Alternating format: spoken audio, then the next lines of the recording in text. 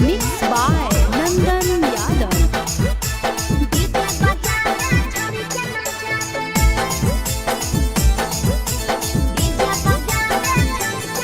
आगे कथी के बिजनेस करो पहुनावा हमरा बतावेंगे। कथी के बिजनेस करो पहुनावा हमरा बतावेंगे। छोड़ी तो हमरा बतावेंगे। हेरे हमर बलमुआ डीजे बजा रे छोड़ी के नचा रे। हमर बलमुआ डीजे बजा रे। आगे कथी के बिजनेस करो बलमुआ हमरा बतावेंगे। छोड़ी तो हमरा बतावेंगे। हेरे हमर बलमुआ डीजे बजा रे। डीजे बजा रे छोड़ी के नचा रे।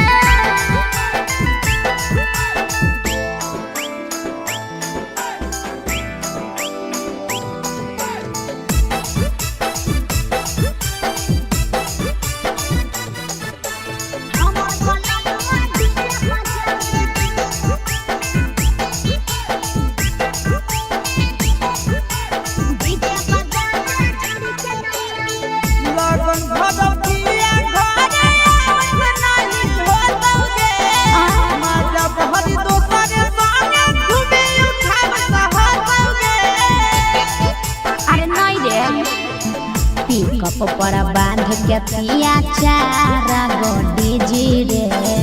भर लगन रहो है छाड़ा बड़ी बेजी रे। बुझले यही से बलमुआ नहीं तोर घरे देखावेगे।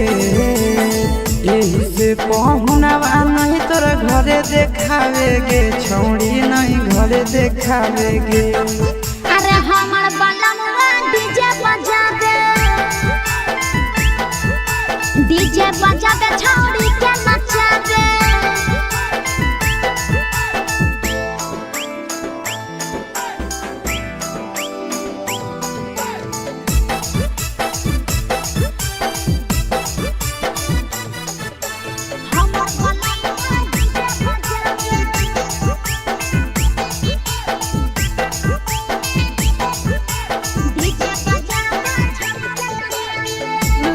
पियर हरियर खूबे चढ़ता दौलत लगे।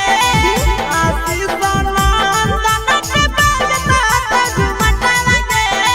पागल कहीं पे सैया वाला डीजे के हमर सभे है दीवाना रे। बाजो हपै डीजे पर लिखल प्रिंस प्रिया के गाना रे। महीना में कितना दिन ले बुकिंग करावेगे। महीना में कितना दिन ले बुकिंग चलावेगे। छोड़ी आगे बुकिंग करावेगे।